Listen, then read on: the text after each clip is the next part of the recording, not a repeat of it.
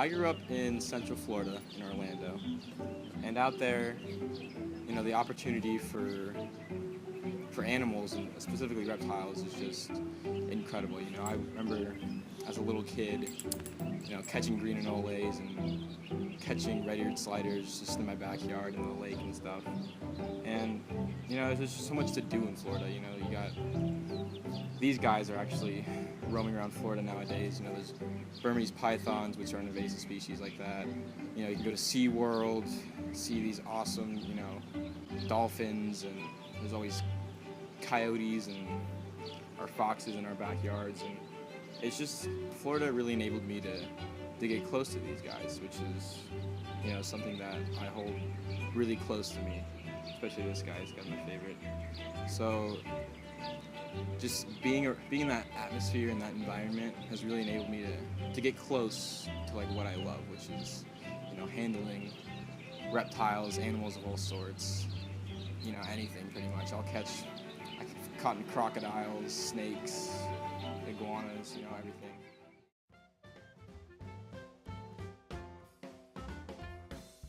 Hey there, my name is Adam Ernster, and today I'm going to give you a little bit of my history and how I got into awesome reptiles like this guy. His name is Big Red.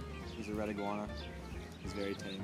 He's awesome. Right now I'm really into iguanas. As you can see, I got two adult red iguanas. I got Big Red here, he's the big male. And I got Big Mama, who just laid a clutch of 20 eggs for me. Whether they are infertile or fertile, only time will tell. So we have those two reds, and then I have a gorgeous axanthic iguana, which it's a regular iguana, but it's missing the yellow pigment, which is why they're called axanthic, and it gives them this beautiful blue color. So I have her.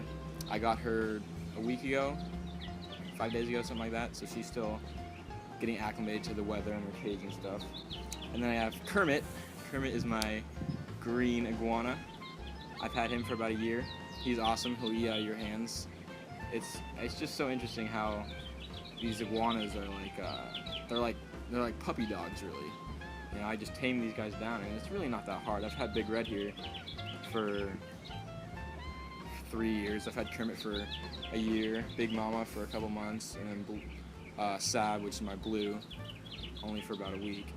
But they just tame down so nicely, and it's just, who doesn't want a gigantic pet lizard that's like a dog? But I think it's the coolest thing in the world. And then over here we got a Tortuga. She's my sulcata tortoise. They are from the Sahara Desert in Africa. I've had her since 2009, so she's about 6 years old. And she has this beautiful, perfect shell on her. She's like my pride and joy. And then I got these two little leopard geckos. One's a blazing blizzard leopard gecko, and the other is a high yellow.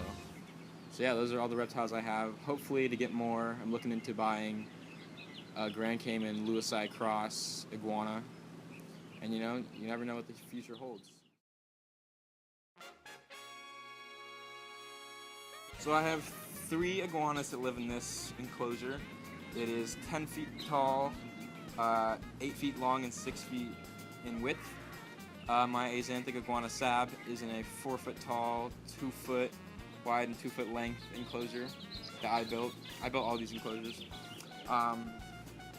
She definitely needs an upgrade because she's definitely bigger than what this cage can handle. So she'll probably be getting a 6 foot tall, 5 foot length, and about 4 foot in width cage pretty soon that I gotta build. My tortoise, she roams around my backyard all day, and I'll take her out into my front yard so she can eat grass. She's escaping right now into the street, but I'll grab her in a second. But yeah, so I'll take her out into my front yard so she can graze. It's very important for this species to graze. They're a grass specialist.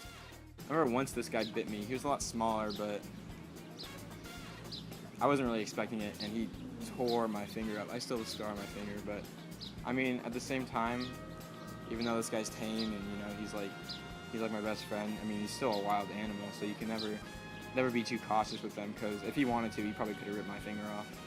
That's how strong these guys are. So I mean, to me, it's all about trust. I trust him. He trusts me. He knows I'm not gonna hurt him. And yeah, it's just, you always gotta be cautious though, because he is a wild animal and he's very strong. So yeah, like he's gonna show me right now. Hey. All right, I'll put you back. Calm down. To me, following my passion, I know to a lot of people, it's all about making money. Which, I mean, not all about making money, but obviously to me too. You gotta make money to survive. But in my life, I'd rather be happy and do what I love every day than make millions of dollars. I can figure that out, but I think you only have one life to live, and it's so short. Your life is so short, and I think it's very important just to try to remain happy on a daily basis. And I mean, these guys make me happy,